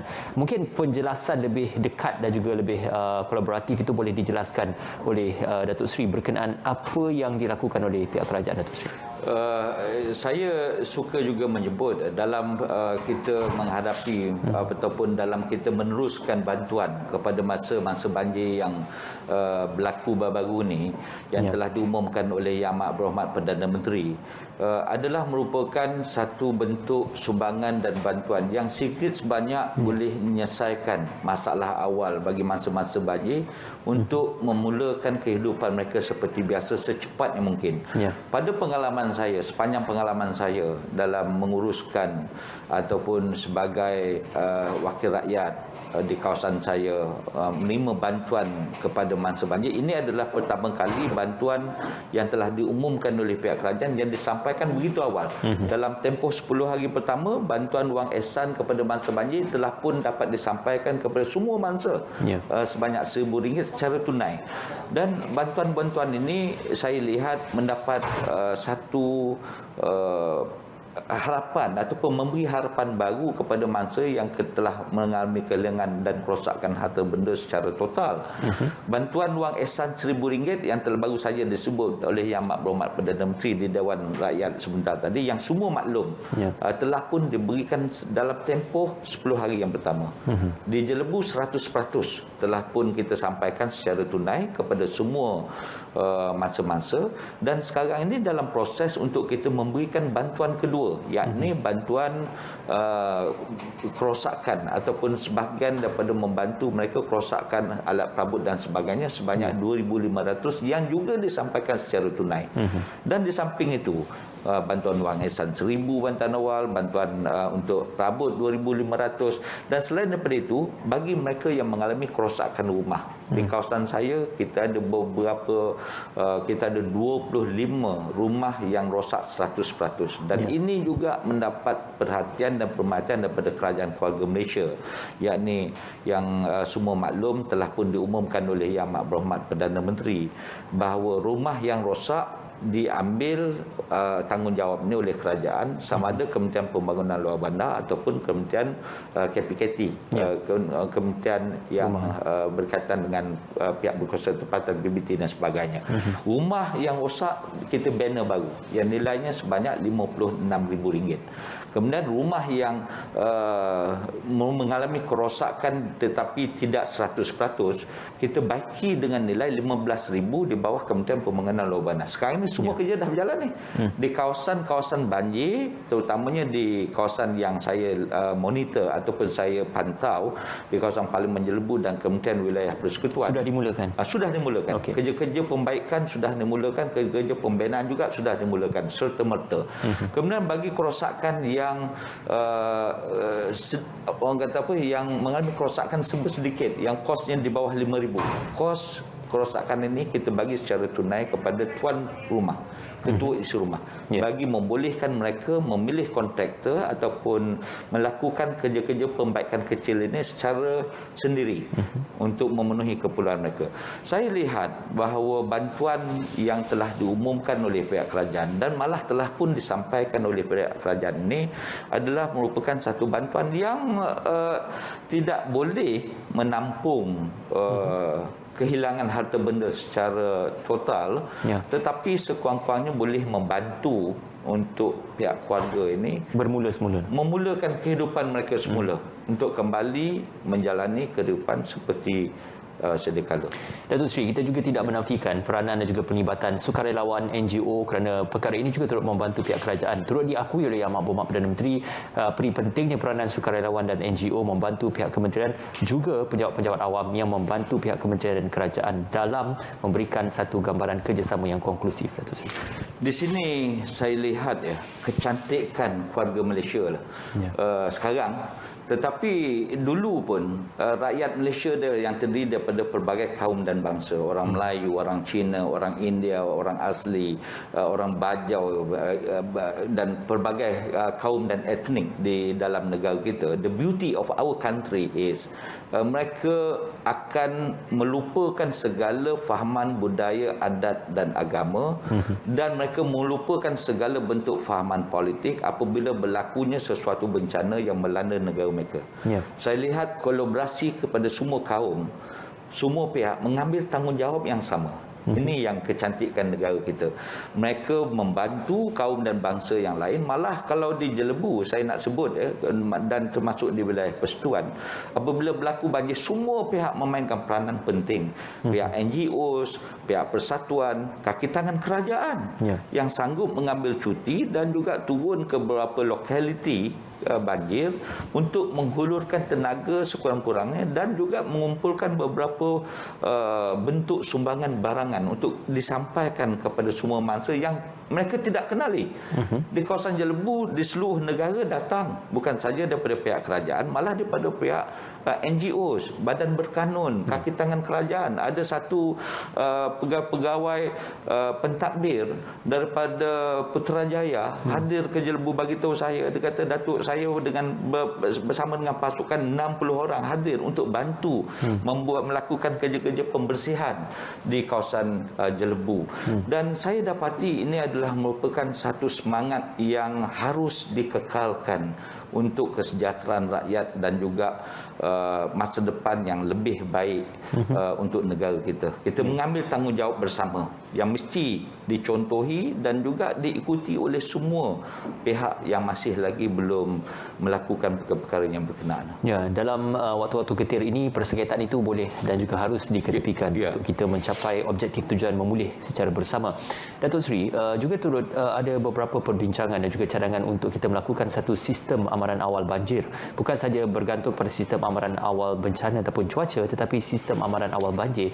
Apakah yang boleh diterangkan mengenai sistem amaran? Sudah sampai masanya ya, negara kita apatah lagi kita dalam ke arah menuju kepada negara yang lebih maju, yang lebih moden dan dalam mengisi keperluan rakyat. Sudah sampai masanya negara mestilah dilengkapi dengan pelbagai sistem canggih untuk diberi amaran awal. Sistem amaran awal bagi segala bentuk bencana. Kita ada bencana geografi, kita ada bencana yang melibatkan disease atau penyakit, kita ada bencana yang melibatkan malapetaka dan sebagainya. Jadi sistem amaran ini mestilah kita orang kata apa, kita boleh centralizekan, dipusatkan supaya sistem amaran awal untuk memberikan amaran kepada pihak agensi yang berkaitan, NETMA, Bomber, APM dan pelbagai jabatan agensi supaya mengambil tindakan awal apabila bakal berlakunya sesuatu bencana di dalam negara, sama ada di kawasan bandar ataupun di kawasan luar bandar. Saya fikir ini boleh menjimatkan dan menyelamatkan lebih ramai nyawa daripada terkorban. Kalau kita lihat tadi yang Amat Berhormat Perdana Menteri sebut di dalam Dewan Rakyat bahawa 52 mangsa yang kehilangan nyawa kali ini, dan mungkin itu boleh kita selamat dan kita kurangkan kalau adanya sistem amaran awal. Kehilangan, kerosakan harta benda, sama ada harta benda awam dan harta benda persendirian yang melangkaui jumlah bilion ringgit. Dan ini boleh kita selesaikan untuk jangka masa panjang. Saya harap supaya sistem amaran awal ini dapat diperincikan lagi oleh kementerian yang berkaitan, malah oleh Kerajaan Keluarga Malaysia ini, supaya rakyat akan merasa lebih selamat pada waktu dan masa yang akan datang. Dan ini tidak suka atau tidak mesti difikirkan secara serius oleh pihak kerajaan. Ya, berfikir secara serius juga. Apa yang mungkin dibangkitkan sudah pasti berlaku di situasi di Parlimen juga. Kita tidak mahu untuk mengelak daripada bercakap tentang isu itu, tetapi kita juga perlu mengakui bahawasanya akan ada beberapa pertikaian yang ditimbulkan, ya, sudah pasti daripada pihak yang tidak bersetuju dan sebagainya. Namun begitu, kerajaan masih kekal optimis dan juga masih kekal dengan objektif untuk pada ketika waktu sukar ini mengutamakan yang perlu dan juga mengutamakan kepentingan rakyat. Bagaimana ini diterjemahkan untuk kerajaan memastikan agar tidak terpesong daripada hala tuju asal untuk membantu mereka yang terjejas banjir? Kerana itu saya sebut di awal sesi kita tadi, apabila berlakunya sesuatu bencana, berlakunya sesuatu di mana rakyat memerlukan perhatian kerajaan dan pemimpin, maka kita harus jadikan itu sebagai satu fokus utama kita. Pemikiran setiap pemimpin, pemikiran setiap pentadbir mestilah menjurus kepada bagaimana untuk kita memaksimalkan segala hikmat, terutamanya hikmat nasihat, bantuan awal dan sebagainya kepada mangsa-mangsa dan masyarakat yang memerlukan bantuan. Kan itu kalau kita tengok sesi Dewan Rakyat tadi, ada di kalangan ahli-ahli Parlimen masih lagi berfikiran, kenapa Perdana Menteri datang ke kawasan Parlimen saya tidak maklumkan kepada saya bahawa walhal bencana berlaku dan ini adalah di luar jadual biasa. Ahli Parlimen yang mengalami kejadian banjir dan sebagainya mesti berada di dalam kawasan Parlimen itu. Jadi kalau hadirnya Perdana Menteri atau tidak hadirnya Perdana Menteri adalah merupakan perkara kedua. Saya kalau Perdana Menteri datang ke kawasan Jelbu, saya tidak mengiringi Perdana Menteri, kemungkinan saya mempunyai tugas yang lain untuk saya tumpukan bagi membantu mangsa yang lain.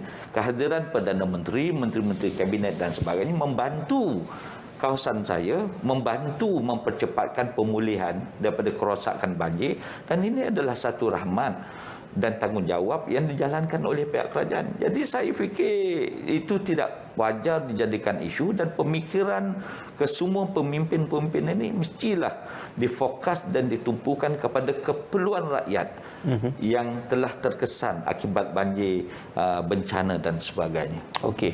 Datuk Seri, belajar daripada apa yang berlaku, khususnya yang berlaku di Lembah Kelang, Shah Alam dan juga di beberapa kawasan yang tidak terjangka air itu dinaiki dalam masa yang singkat.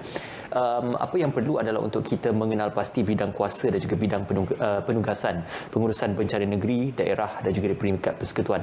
Masih lagi ramai yang tidak faham bagaimana penugasan dan juga kuasa autoriti itu dilaksanakan di peringkat negeri dan juga di peringkat daerah untuk kita melihat struktur penugasan itu sendiri. Jadi, apa yang boleh diterangkan dalam perihal penugasan operasi bencana banjir? Dalam akta, kalau tak silap saya, dalam akta MKN 20 mewajibkan jawatankuasa pengurusan bencana negeri dan daerah ditubuhkan di setiap negeri dan daerah. Ya. Memang jawatankuasa ini sememangnya sudah ada di setiap negeri dan juga daerah.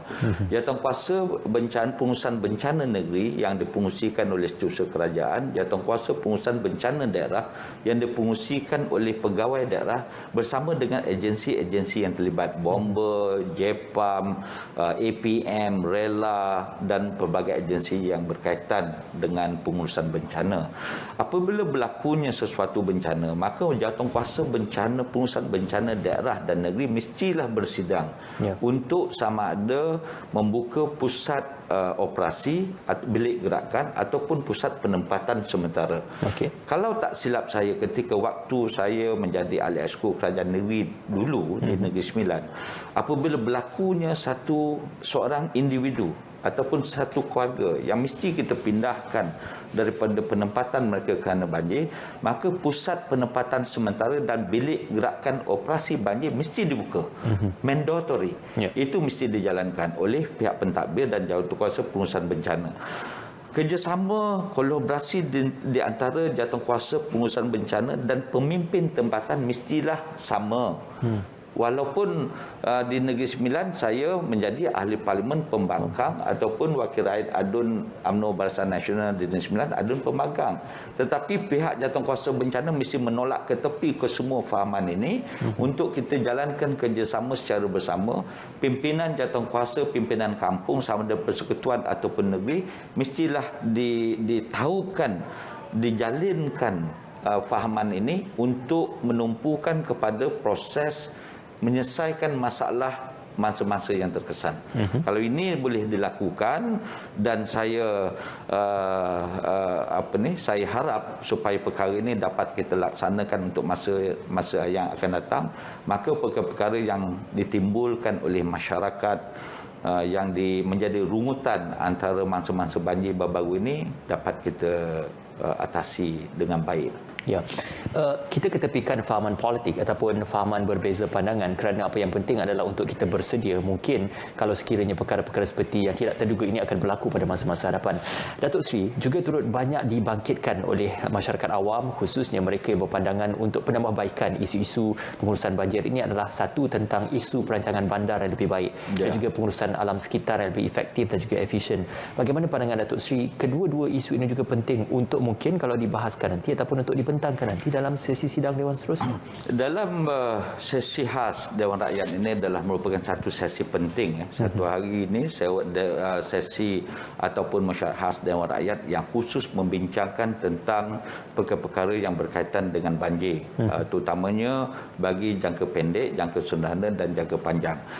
Pada pemikiran saya mengharapkan sesuatu cetusan pemikiran baru mesti dicetuskan oleh pemimpin-pemimpin, terutamanya ahli-ahli parlimen di dalam debate atau bahas yang akan mereka bahas di dalam sidang khas sehari ini. Kita nak dengar pemikiran pemimpin-pemimpin atau ahli-ahli parlimen tentang perkara-perkara yang tidak berlaku sekarang yang harus dilakukan oleh pihak kerajaan. Kerajaan mestilah mempunyai pemikiran terbuka untuk menerima pandangan daripada setiap ahli parlimen, sama ada ahli parlimen kerajaan atau pembangkang, untuk kebaikan bersama. Pelan jangka pendek umpamanya, serta-merta kenapa berlakunya banjir di sesuatu lokaliti, kemungkinan longkang monsun, kemungkinan sungai, kemungkinan jalan raya ataupun perkara-perkara yang terlepas pandang ataupun tidak diambil serius oleh pihak berkuasa yang menyebabkan punca berlaku banjir mesti diselesaikan serta-merta. Kita harus memberikan satu tempoh tertentu Sebagai contoh, kalau di kawasan penempatan A umpamanya, punca banjir kerana longkang tersumbat, punca banjir kerana sungai tidak diurus dengan baik, maka pihak kementerian yang berkaitan dengan saliran, yang berkaitan dengan longkang monsun dan sebagainya, mesti mengambil tindakan serta-merta untuk menguruskan punca kepada berlakunya banjir, sama ada banjir kilat ataupun banjir sebagainya. Pelan jangka sederhana yang kita lihat ialah kalau misal kata punca itu yang boleh menyebabkan banjir berlaku, maka bagaimana untuk kita upgrade? Bagaimana untuk kita naik taraf? Longkang perlu dibesarkan, sungai perlu didalamkan, ataupun tebing-tebing ataupun flood wall dengan izin, dinding-dinding banjir yang mesti kita naik taraf dilakukan juga dengan serta-merta untuk kita mengatasi bagi mengelak daripada berlaku banjir yang lebih teruk pada masa yang akan datang. Dan seperti kita sebut tadi, mungkin kita boleh memikirkan soal perkara-perkara yang berkaitan dengan teknologi untuk jangka panjang, sistem amaran yang kita telah bincangkan tadi. Mungkin kita boleh fikirkan soal-soal yang berkaitan dengan kesediaan agensi kita. Kalau berlaku banjir, bot kita tak ada.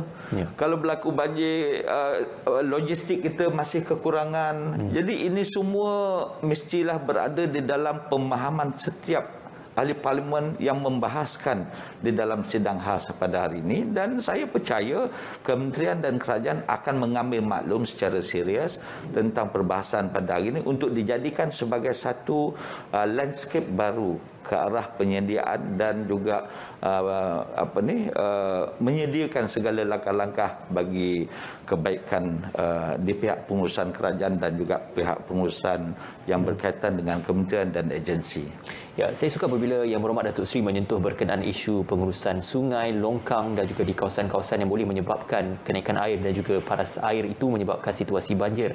Ini juga pernah dibentangkan dan juga pernah dibahaskan oleh beberapa ahli parlimen, khususnya tentang isu situasi mitigasi banjir dan juga isu tentang sungai yang boleh menyebabkan situasi banjir. Jadi kita mengharapkan agar pandangan-pandangan ini boleh dilanjutkan dan juga dibahaskan dengan lebih mendalam.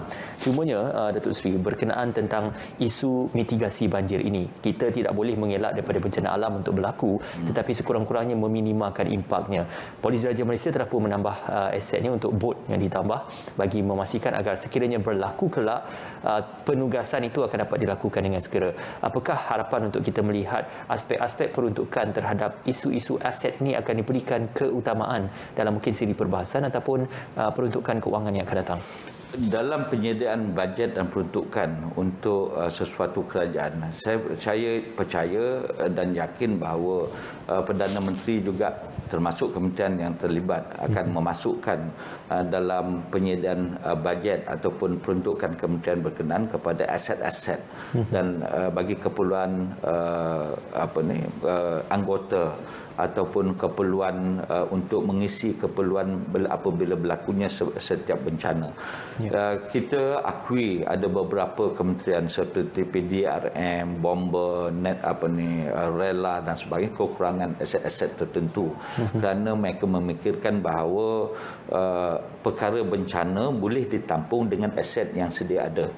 Kerana itu hikmah kepada berlakunya banjir luar biasa pada 18 Disember tempoh hari memberikan satu pandangan, memberikan satu kesedaran baru kepada pihak yang bertanggungjawab, terutamanya agensi dan kementerian yang berkenaan, untuk memperlengkapkan dan memikirkan semula tentang kemudahan dan aset yang mereka ada.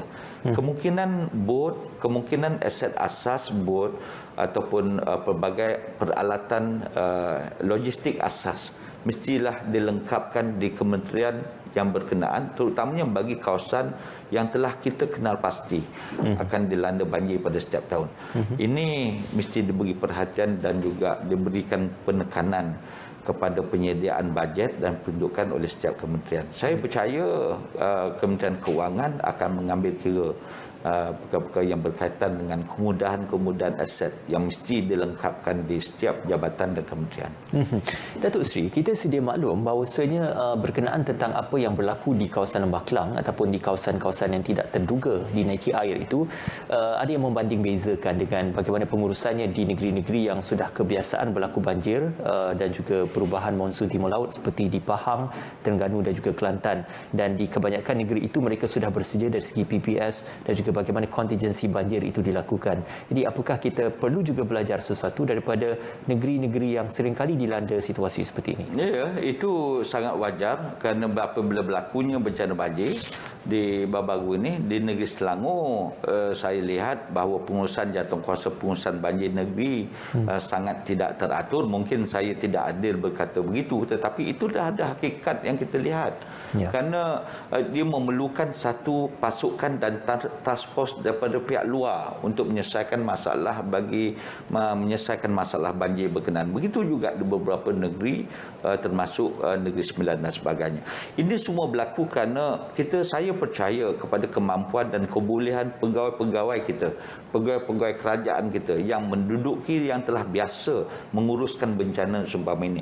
Tapi bagi negeri yang seperti Selangor dan Negeri Sembilan yang tidak berpengalaman menghadapi suasana bencana banjir luar biasa yang baru kita alami baru-baru ini, berkemungkinan tidak mempunyai beberapa pengetahuan awal bagi menguruskan krisis ini. Apabila berlaku krisis, pengurusan krisis sangat penting. Jadi kerana itu memerlukan bantuan dan kerjasama daripada pihak kerajaan pusat, daripada pihak dan negeri yang telah biasa menguruskan banjir yang seumpama itu. Kan itu kita berbalik kepada fahaman dan ideologi politik, ideologi kepimpinan negeri yang berkenaan. Kalau kita boleh meletakkan kesemuanya itu ke tepi, memikirkan soal pengurusan bencana secara segera dan cepat, maka saya fikir itu boleh kita atasi secepat yang mungkin. Kalau kita masih bertegas bahawa ini saya dengan ini adalah negeri saya berkuasa penuh dalam menentukan menguruskan krisis ini, maka amat malang bagi rakyat di negeri itu mempunyai kepimpinan negeri yang berkenaan seperti yang itulah. Baik, kita juga sedia maklum tentang komitmen kerajaan melalui Amat Berhormat Perdana Menteri untuk menyokong usaha Sustainable Development Goal ataupun pembangunan lestari dan kita panggil pembangunan mapan. Pembangunan ini amat penting kerana ia bukan sahaja mengambil kira tentang pemeliharaan dan juga penjagaan alam sekitar, tetapi bagaimana isu-isu tentang bagaimana kita melakukan pembangunan di sesuatu kawasan itu tanpa mengorbankan keperluan pada hari esok, khususnya yang mendatangkan bencana dan juga mendatangkan malapetaka. Jadi apakah di pimpinan kerajaan pada ketika ini committed untuk melihat kembali dan juga merungkai kembali apa aspek-aspek penting dalam pembangunan yang akan dijalankan oleh kerajaan? Ini menjadi antara intipati perbahasan sama ada di Dewan Negara, Dewan Rakyat, termasuk di setiap Dewan Undangan Negeri. Saya lihat sepanjang tempoh pengalaman saya menjadi ahli Dewan Undangan Negeri satu ketika dahulu, dan bila saya berada di Dewan Negara, Dewan Rakyat, maka ini adalah antara perkara yang kerap dibincang dan juga ditimbulkan oleh wakil-wakil rakyat dan juga ahli-ahli parlimen, supaya kerajaan ataupun sama ada negeri dan juga di kerajaan pusat mestilah melihat kepada kestabilan green umpamanya, kestabilan hutan ataupun kawasan hijau yang mesti dikekalkan. Ini adalah merupakan satu plan jangka panjang ataupun satu keadaan yang tidak boleh kita kompromi sama sekali, supaya bencana dapat kita elakkan apabila itu tidak disalahguna.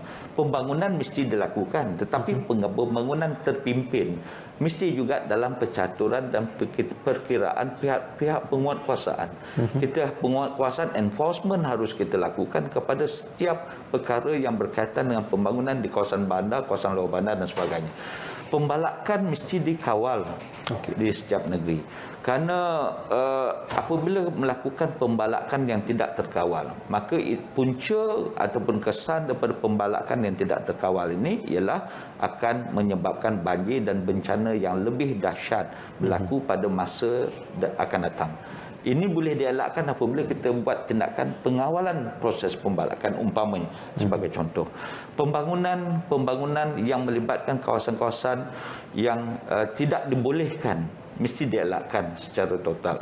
Bagi pihak kementerian di wilayah persekutuan, terutamanya bagi pihak Dewan Bandar Kuala Lumpur, saya lihat ini semua menjadi penumpuan saya dan Yang Berhormat Menteri.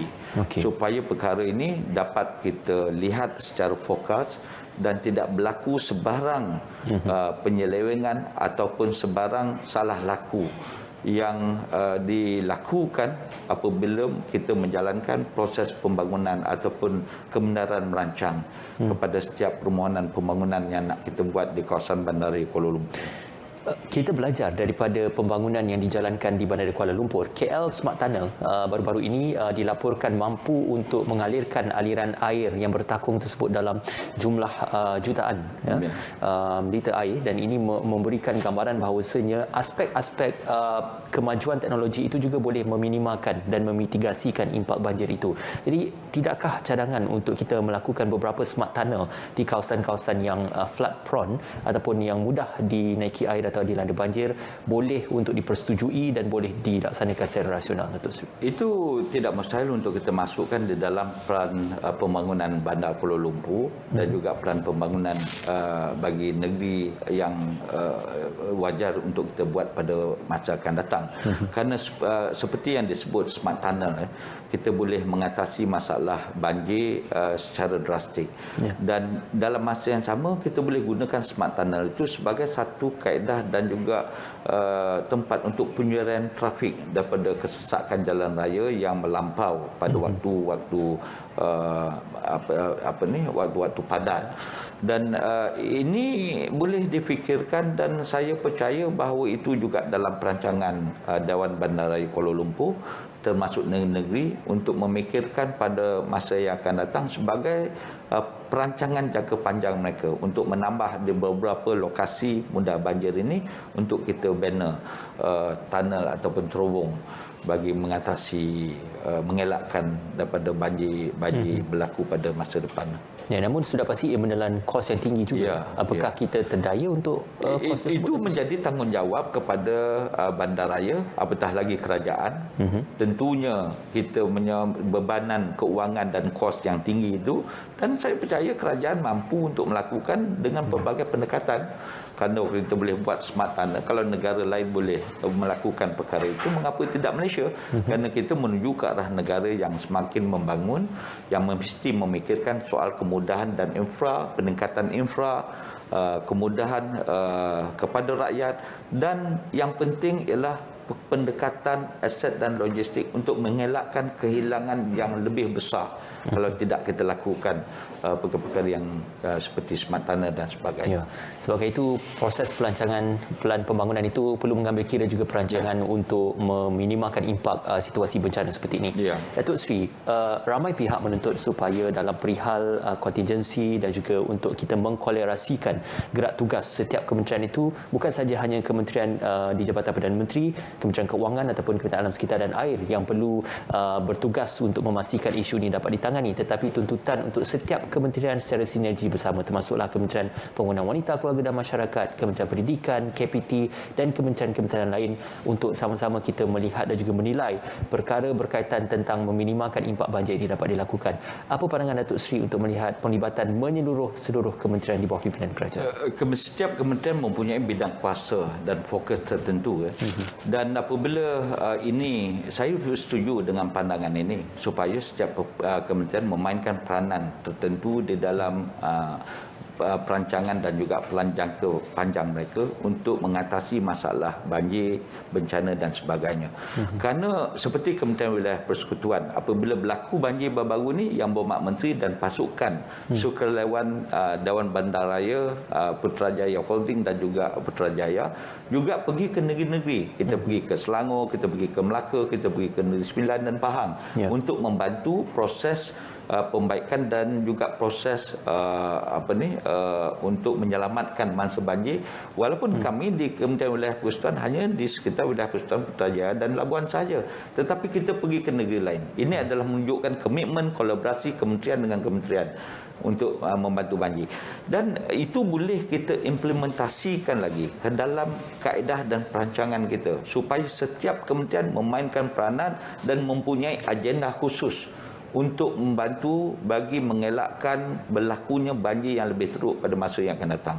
Contoh, Kementerian Pembangunan Wanita sebagai contoh, perlulah melakukan di bawah bidang kuasa kementerian yang berkenaan yang berkaitan dengan penyediaan bantuan kepada rakyat umpamanya. Kementerian Wilayah Persekutuan kemungkinan mempunyai kemampuan dalam penyediaan aset ataupun ekspertis untuk membantu beberapa anggota-anggota dan juga badan-badan tertentu, terutamanya menyediakan dalam penyediaan pasukan-pasukan petugas umpamanya. Kementerian Pertahanan tentunya yang berkaitan dengan kepada peningkatan kemudahan dan pembaikan serta-merta kemudahan infrastruktur yang rosak, termasuk kementerian lain. Saya percaya kalau kolaborasi ini dapat dijalankan secara bersepadu dan dibincangkan bersama di bawah satu kementerian yang diberikan sebagai ataupun ditugaskan sebagai kementerian untuk menyelaras bencana, saya fikir ini banyak membantulah kerajaan dan juga rakyat. Ya, Datuk Seri, wilayah Persekutuan Kuala Lumpur ini berada dalam persepadanan yang amat dekat dan juga persepadanan yang sama dengan kawasan di negeri Selangor, khususnya di Shah Alam, Petaling Jaya, Subang dan sebagainya. Dan di kawasan yang disebutkan di Selangor itu adalah antara kawasan-kawasan yang paling mudah terjejas dengan situasi banjir. Dan ini juga banyak bersangkutan dengan aliran air yang dibawa daripada Kuala Lumpur ataupun daripada Selangor ke Kuala Lumpur dan sebagainya. Kedua-duanya saling bergantung antara satu sama lain di dua kawasan. Jadi bagaimanakah mungkin kerjasama yang boleh diterjemahkan antara Kementerian Wilayah Persekutuan dan juga kerajaan negeri untuk memastikan dapat kita merencana suatu pengurusan banjir dan juga pembangunan bandar yang lebih baik di kedua-dua kawasan itu. Kerjasama antara Dewan Bandaraya Kuala Lumpur dan Majlis Bandaraya Shah Alam dan ataupun Majlis Bandaraya yang kawasan yang berhampiran dengan Bandaraya Kuala Lumpur, sememangnya kita telah mempunyai satu bentuk kerjasama yang telah pun berjalan selama ini. Kerana dasar yang telah dikemukakan oleh pihak Dewan Bandaraya Kuala Lumpur termasuk Bandaraya Shah Alam dan Selangor yang menjadi sentiasa menjadi antara dasar yang diperbincangkan secara bersama.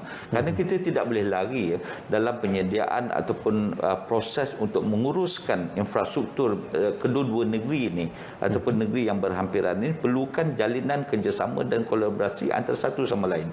Ini kita tidak boleh elak. Karena itu dalam proses ini saya fikir dan saya yakin bahawa kerjasama yang telah terjalin ini sentiasa ada dan berlaku. Cumanya dalam soal pentadbiran dan pengurusan negeri itu juga mestilah seiring dengan apa yang telah dilakukan oleh pihak pengurusan Dewan Bandaraya dan juga kedua-dua Dewan Bandaraya ini. Datuk Seri, di samping kita menghadapi isu-isu bencana dan juga isu-isu tentang banjir ini, kita juga masih lagi berwaspada dan juga berhati-hati tentang isu penularan pandemik COVID-19 dan ditambah buruk kalau berlaku situasi bencana banjir dan sebagainya. Ini juga merupakan antara amaran yang selalu diberikan oleh pihak kerajaan supaya berwaspada dan berhati-hati. Namun begitu, bagaimanakah keseriusan kita untuk melihat penilaian kerajaan terhadap penilaian-penilaian risiko, khususnya apabila isu-isu banjir berlaku, isu-isu bencana berlaku, ditambah teruk pula dengan isu-isu penularan penyakit seperti ini? Kementerian Kesihatan Malaysia yang telah menjalankan, pada pandangan saya telah menjalankan gerakan dan juga pendekatan semaksimal mungkin di dalam proses untuk mengatasi daripada penularan wabak COVID-19 menjadi lebih teruk ketika waktu banjir ini. Kerana proses ataupun ketika waktu banjir untuk mengelakkan daripada mereka mengikuti SOP itu agak terkekang sedikit, terutamanya dalam beberapa perkara dan yang melibatkan operasi menyelamat, dalam melibatkan operasi alokasi untuk membantu masa banjir, maka penjarakan sosial dan juga pendekatan beberapa SOP ataupun syarat-syarat ataupun perkara yang disarankan oleh pihak kerajaan itu tidak dapat dimaksimalkan oleh masyarakat. Saya lihat pihak kementerian telah menggunakan pelbagai pendekatan tambahan untuk mengadakan pemeriksaan saliva test umpamanya RT-Care ataupun PCR yang telah dijalankan di pusat penempatan sementara. Ini sesuatu pendekatan yang sangat baik untuk kita lakukan, terutamanya bagi memastikan supaya masyarakat sentiasa di bawah kawalan kementerian. Kalau kita lihat kita tengok di beberapa pusat hentian sementara ataupun sepanjang perjalanan kita ke beberapa tempat telah mempunyai satu kawasan untuk pemeriksaan COVID-19. Di penempatan sementara di kawasan parlimen saya, pihak kementerian telah menjalankan pemeriksaan kepada setiap mangsa untuk memastikan mereka juga tidak dijangkiti oleh COVID-19 ini. Kepada mereka yang mempunyai gejala awal, maka pihak kementerian bersama dengan pengurusan penempatan atau pengurusan jawatankuasa bencana ini akan pastikan mereka-mereka yang terkesan dan dilihat mempunyai gejala untuk diasingkan dan diambil tindakan oleh pihak kementerian. Ini penting bila saya lihat kolaborasi antara kementerian, kerjasama antara kementerian dan setiap kementerian mengambil peranan untuk membantu dan fokus kepada masa-masa yang berkenan.